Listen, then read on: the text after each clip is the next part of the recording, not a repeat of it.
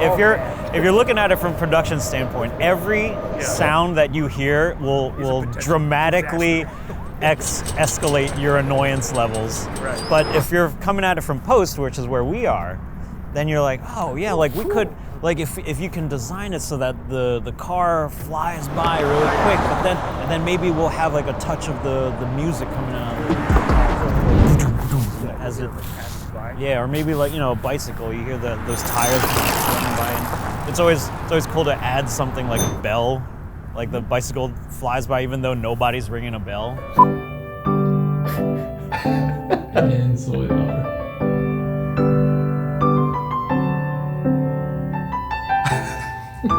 That's all I can hold it for. No kiss. Before we dive into that mini doc with Rich and Ben, we have a new sponsorship alert, Epidemic Sound. All the sound effects that I pulled from that opening scene are sound effects from Epidemic Sound. And without those sound effects, that scene sounds like this. The car flies by really quick, but then maybe we'll have like a touch of the music as it passes by. yeah, or maybe like a bicycle, you hear those tires running by. It's always cool to add something like a bell. And now with the ambience and sound effects that I pulled from Epidemic, it sounds like this. The car flies by really quick, but then maybe we'll have like a touch of the music coming out as it passes by. yeah, or maybe like a bicycle, you hear those tires running by. And it's always cool to add something like a bell. Now, rarely do I have pros like Rich and Ben working on my films. Everything that I do for this YouTube channel has pretty much just been me doing everything by myself, and I've been relying on Epidemic sound effects for years, utilizing their incredible library of sound effects. You may have heard those sound effects in videos of mine like these.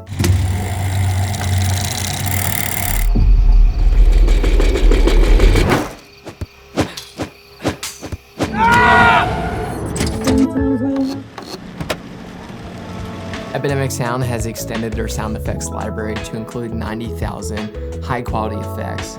They've improved tagging and categorization to make searching and finding sound effects quicker and easier. So if you're looking to up your sound design game, Epidemic Sound is hooking us up with 50% off when you sign up for an annual personal plan. Just use my discount code Danny50 when you sign up with the link in my description below. 50% is a heck of a deal. Yeah, let's get back to our boys. We are sound mixers, sound designers, Foley artists, dialogue editors. Basically every part of the post-production audio process is the stuff that we work on. We like to do all of that, I think, because we're just very excited about working on sound and kind of bringing that more cinematic aspect to videos. So this is the full movie that we have lined up. The video's up here. All of this is the reference track, and this is every single piece of audio that we currently have going. And we are zoning in on this scene right now. Slim Reaper himself. So I think I saw that he's wearing only socks in this scene. So we're gonna do some footsteps with some socks on, which I happen to have. And then we have some lockers, which, luckily our studio is in an old school, so there are lots of lockers in this building. So we're gonna record some locker stuff. There's people messing around with some clothing. And that is pretty much it for this scene. So those three sounds are pretty much gonna populate this entire scene. Oh, that's a fun frame. And we'll probably accent this sound, the sound of his shorts hitting his head. When you're watching a film, obviously the image is incredibly important to get everyone in the room and get everyone watching, and like the way it looks can affect how people feel, but sound is the only part of the process that is a sort of like a physical sensation, because we're actually air in the room is moving out of the speakers and around the room, and it's our job to essentially pick all the right sounds and for the right times, so everybody can feel what everybody should feel at the appropriate times.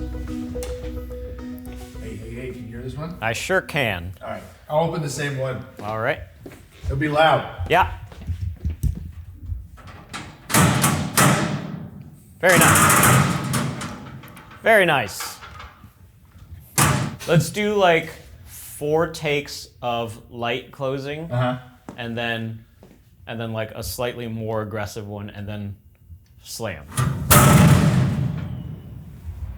Very nice. We'll usually start a film with the dialogue and the ambience to just kind of to like fill it all in and be like general to get through the film, to kind of, as we said before, like find the big beats.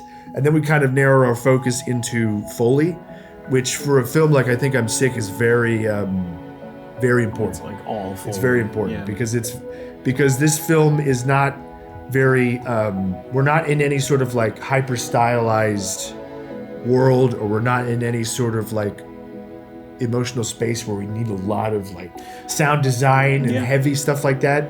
You want to kind of, a film like this lives or dies off of like the audience being like there moment to moment immediately with the characters and their emotions. So Foley in a movie like this is immensely important. I'm Spanky. Oh my God, he's coming. What was the line? The Slim Master returns. Slim Reaper himself. Because we can't really have this mic follow along, because then you would start hearing a lot of extra stuff. Oh yeah, this mic is going to work a lot better actually. Good idea.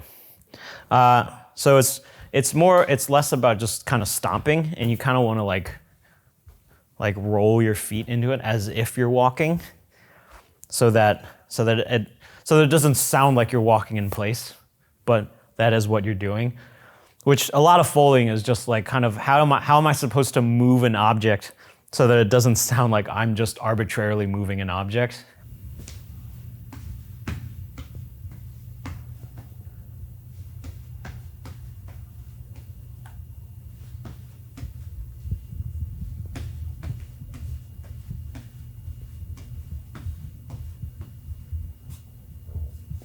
Crushed it. A lot of sound is a very experimental process. It's never just like, let me put the sound in and we're done, let me move on. It's very much, let me put the sound in. Does it even work? Okay, it kind of works, but like this is way too loud, or this is, or maybe just like the first quarter of a second of the sound works. Right, because there's a bump at the end. Or actually when you pulled it off, when you pulled the cloth off your hand, it actually like, went too fast. And it made a sort of, the sort of tonality that we're looking for is a little darker, and we want you to move it slower. Like, there's all this stuff that goes into like each moment. No, if you don't get this timing right, that's fine. We'll just move it around. But I think I got good sniff timing. Yeah, it's pretty much not comedic timing, sniff timing. I mean, hang on, I'm just gonna play it real quick. Yeah.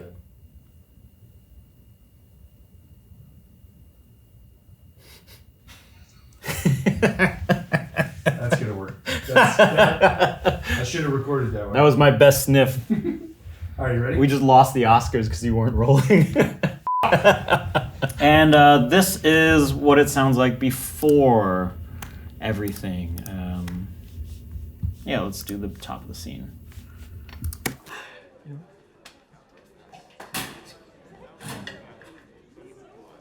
Put these bad boys on.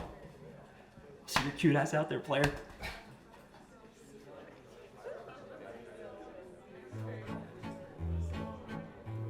Yeah, so now that we've done all that Foley and sound effects editing and laid in the ambience and all that, here it is, fully filled out.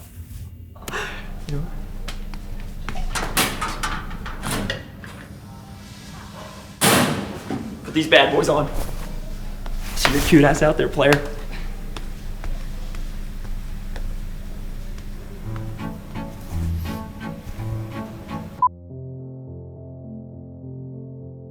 You either have it sort of one way or the other. You either have this type of film that's like exclusively funny, with some sort of darker elements kind of sprinkled in, or you have it like a very, very dark, heavy film that kind of maybe has some levity to it occasionally, but is like mostly trying to focus on just how heavy some of the themes are. Yeah. What really drew me to this film was that this film has a fantastic balance of both, because life is incredibly messy, especially at this age. Yeah. And it's not always a very clear-cut comedy or clear-cut drama. It's both all at the same time, which makes the film feel very, just very natural and very, very relatable in a way that's kind of like, you kind of chuckle and go, oh yeah, like, it all hits a crossroads of like a fairly pitch perfect, like, way of describing what having feelings like this feel like. Yeah. Because we really wanted to kind of be a part of it, because we felt like it was an important film that people needed to see, Yeah, like I think if I kind of lost my train of thought. I really yeah. You got it. You handled Great place it. to end. Yeah. Yeah. And I forgot what I was going to say. And I just wanted the last word. I hope you guys enjoyed watching that one just as much as I did making this one, getting to see Ben and Rich work together in real life and see the energy they had when working with each other and the fun they had was just so contagious. And I'm so grateful to have them bring that same energy to I Think I'm Sick. And I truly can't wait for you all to hear what they've done on this movie. If you want to just say what's up to Rich and Ben, or you're looking for a kick-ass post-audio team yourself, I'll link their company website in the description as well. So next one of these, the final one of the 3 little post-production doc series thing, is gonna be with our colorist, Cameron Marigold. I flew out to LA to shoot that with him a couple weeks ago, and I think you guys are gonna be pumped on that one. So yeah, again, if you're interested in sound designing on your own, check out Epidemic Sound with the link in my description below. Use my discount code. So now I'm going to spend the next 20 seconds of this outro shouting out supporters who help fund the Indiegogo campaign. So I'm gonna put 20 seconds on the clock here and start. All right, we got Mark David English, Lavak Bellamar Alford, sorry if I butchered that, Brandon Lee Cook, Drew Malarkey, Aaron Drummond, Spike Warner, Lurik Demander, Zhang Fung, Daxon Gelmacher, Keaton Bongiorno, and Eric Rodriguez Archega. Thank you all for supporting the film. I love you.